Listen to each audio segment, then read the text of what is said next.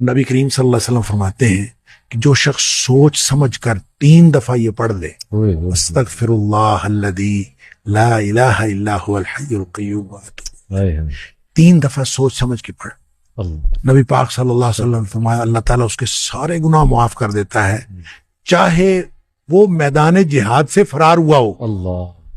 अब अंदाजा करें पीछे बात क्या रहेगी। यानी इतना बड़ा अगर गुनाह उससे सरजद हुआ है और वो अल्लाह से माफी मांगता है, अस्तगफिरुल्लाह अल्लज़ी ला इलाहा इल्ला हुवल हय्युल क़य्यूम, 3 दफा ये कहता है तो अल्लाह ताला उसके सारे गुनाह माफ कर। देखें, ये जो दूसरा सवाल ये है कि आयतुल कुर्सी और दुआ जो है वो फ़र्ज़ों के बाद मांगना ज़रूरी है या सुन्नतें वगैरह पढ़ने के बाद इंसान आयतुल कुर्सी पढ़ ले और दुआ मांग ले। असल में सवाल का ताल्लुक़ असल में उस हदीस के साथ है जिसमें नबी अकरम सल्लल्लाहु अलैहि वसल्लम ने फरमाया, 2 अलग अलग हदीसों में। एक हदीस में तो ये है कि जिस शख्स ने फ़र्ज़ नमाज के बाद आयतुल कुर्सी पढ़ी, यानी जो पढ़ता है हमेशा, उसके और जन्नत के दरमियान सिर्फ मौत का फासला रह जाता है। जो ही वो फौत हुआ वो डायरेक्ट जन्नत में चला जाएगा। अल्लाह ताला हम सबको उसमें से बनाए। एक तो उसका ताल्लुक़ इस हदीस के साथ है, और दूसरा ये कि नबी करीम सल्लल्लाहु अलैहि वसल्लम ने जो दुआ की कबूलियत के औकात बताए हैं उसमें एक फ़र्ज़ों के बाद का जो वक्त है उसको दुआ की कबूलियत का वक्त बताया है। तो इन दोनों हदीस से ताल्लुक़ रखता है ये सवाल कि वो जो दुआ मांगनी है या जो आयतुल कुर्सी पढ़नी है, क्या वो लाजमी तौर पर फ़र्ज़ों के फ़ौरन बाद मांगनी और फ़र्ज़ों के फ़ौरन बाद आयतुल कुर्सी पढ़नी है, या बाद में जो सुन्नतें वगैरह पढ़नी होती हैं, इंसान जब सुन्नतें पढ़ के फ़ारिग हो जाए तो उसके बाद पढ़ ले। तो क्या इस असल में बात यह है कि नबी करीम सल्लल्लाहु अलैहि वसल्लम की दोनों हदीस में सलातुल मकतूबा का जिक्र है, यानी फ़र्ज़ नमाज की बात है। लिहाजा आयतुल कुर्सी के लिए भी और दुआ के लिए भी एक तो बात ये जहन में रखें कि इसका ताल्लुक़ फ़र्ज़ नमाज़ों के साथ है। फ़र्ज़ों के बाद ही आयतुल कुर्सी पढ़नी चाहिए और फ़र्ज़ों के बाद ही दुआ करनी चाहिए। अलबत्ता दुआ के बारे में नबी अकरम सल्लल्लाहु अलैहि वसल्लम ने अलग से कोई, जिसको हम दुआ कहते हैं इस्तिलाहन, कि फ़र्ज़ों के बाद हाथ उठाएं और हाथ उठाकर दुआ करें, चाहे वो जमात के साथ हो और चाहे वो जमात के बगैर।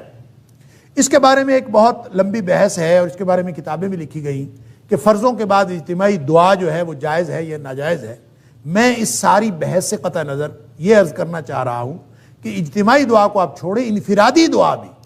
कि नबी करीम सल्लल्लाहु अलैहि वसल्लम ने फ़र्ज़ों के बाद हाथ उठाकर दुआ की हो और मुस्तकिल आपका ये तरीक़ा हो कि आप हाथ उठाकर दुआ करते थे, ऐसा कोई तरीक़ा नबी करीम सल्लल्लाहु अलैहि वसल्लम ने हमें नहीं बताया। ना वो इज्तिमाई दुआ के बाद है, इज्तिमाई नमाज के बाद है, ना ही वो इनफिरादी नमाज के बाद। और फिर जब नबी करीम सल्लल्लाहु अलैहि वसल्लम ये फरमा रहे हैं कि जो दोबरो कुल्ल सलात, हर नमाज का जो आखिर है उसके पीछे जो है वो नमाज के दुआ की कबूलियत का वक्त है, तो ये कैसे हो सकता है कि नबी करीम सल्लल्लाहु अलैहि वसल्लम एक बात इरशाद फरमाएं कि वो दुआ की कबूलियत का वक्त है और ख़ुद नबी करीम सल्लल्लाहु अलैहि वसल्लम से ऐसा कोई अमल वो मौजूद ही नहीं है किसी सही हदीस में कि नबी करीम सल्लल्लाहु अलैहि वसल्लम हर नमाज के बाद दुआ मांगते हो, ऐसा कुछ नहीं है। तो ये एक सवाल पैदा होता है और इस सवाल का जवाब यह है कि नबी करीम सल्लल्लाहु अलैहि वसल्लम का मामूल ये था कि आप जो तशहुद में दुआएं मांगते थे, आखिरी तशहुद में दुरूद शरीफ पढ़ने के बाद, वो दुआएं महदूद नहीं थी जिस तरह हमने महदूद किया हुआ है कि हम एक दुआ पढ़ लेते हैं, ये 2 दुआएं पढ़ लेते हैं और हम समझते हैं बस नमाज में इतनी दुआएं पढ़नी, इसके बाद दुआएं नहीं पढ़नी। वो जो दोबर कुल्ल सलात है ये भी असल में नमाज का आखिर है और वहां पे जो दुआ की जाती है वो दुआएं मुराद हैं कि जितनी भी आप वहां दुआएं करेंगे वो अल्लाह के यहाँ कबूल के दर्जे को पहुंचती हैं, ये वादा है। लिहाजा उसका मतलब लाजिमन सलाम फेरने के बाद नहीं है, सलाम फेरने से पहले की दुआएं, या फिर वो दुआएं नबी करीम सल्लल्लाहु अलैहि वसल्लम का जो मामूल थी,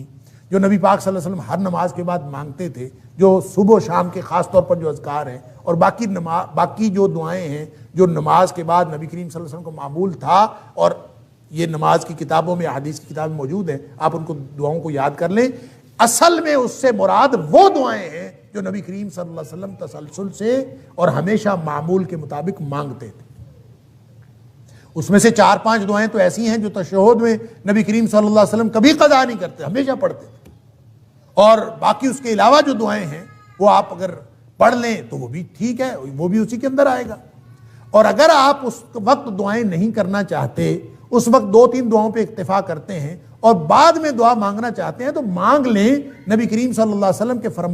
فرمان کا مطلب بہرحال یہ ہے کہ فرض نماز کے بعد دعا کی قبولیت کا وقت ہے، آپ اگر اس میں سے کوئی طریقہ اپنا لیں، چاہے انفرادی طور پر آپ بیٹھ کے بغیر ہاتھ اٹھائے دعا کریں وہ بھی درست ہوگا، اگر آپ ہاتھ اٹھا کے دعا کر لیں وہ بھی درست ہوگا، اگر آپ کبھی اجتماعی طور پر ہاتھ اٹھا لیں، کسی نے کہہ دیا کہ دعا کر لیں تو اس میں بھی کوئی حرج نہیں ہے، کیونکہ ان میں سے کوئی بھی طریقہ نبی اکرم صلی اللہ علیہ وسلم نے خاص نہیں فرمایا۔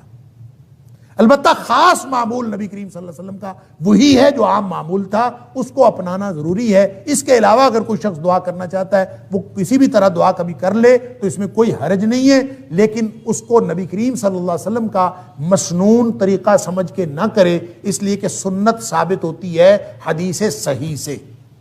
حدیث صحیح نہ ہو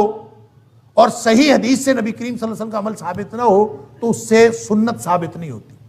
لہٰذا جو ہماری بہن نے سوال کیا ہے اس کا جواب یہ ہے کہ جو دعا مانگنی ہے وہ چاہے آپ تشہد میں مانگیں سلام پھیرنے سے پہلے، چاہے اس کے بعد مانگیں، اور چاہے آپ ہاتھ اٹھا کے مانگیں، چاہے ہاتھ اٹھائے بغیر مانگیں، لیکن بہرحال یہ جو دعا کی قبولیت کا وقت ہے یا آیت الکرسی پڑھنے کا وقت ہے یہ فرضوں کے بعد کا ہے، جو قبولیت کا وقت بتایا گیا ہے یہ سنتوں کے بعد کا نہیں ہے۔ بہرحال دعا تو کسی بھی وقت مانگی جا سکتی ہے۔ اللہ تعالی ہم سب کو درست طرز عمل کی توفیق عطا فرمائے۔